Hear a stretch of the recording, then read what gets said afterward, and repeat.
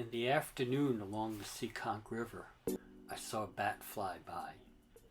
Told me it was time to go look for him before dark because obviously if there's one, then, there seems to be more insects and it's probably time for the bats to come out. So I went looking at a little forest um, and I saw a bunch. At times there were 6 or 7 flying around. I could barely get pictures of any of them. What you have got is out of 15 minutes of filming, um, less than 2 minutes of where the bat is in sight, and I threw a couple of things in slow motion just so you could get a little bit better idea of what it looks like.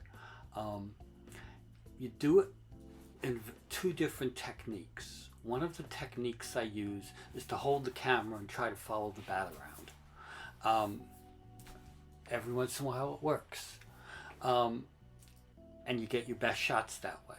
Another way to do it is to pick an opening in the forest where you can see the bats against the light.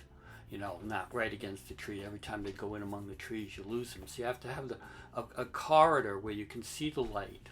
And then if the bats are flying there often enough, here's the slow motion, you get to see, they'll fly through this opening often enough if there's more than 1 or 2 around and they really are circulating.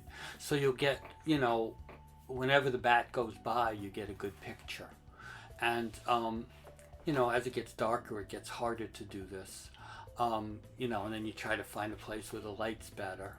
So here's another slow motion. This is probably the best set of pictures of that, and the next one of what we saw. And, what I saw, me and the camera. So, thank you, and it's bat season. Come check them out. They aren't always around after the early spring.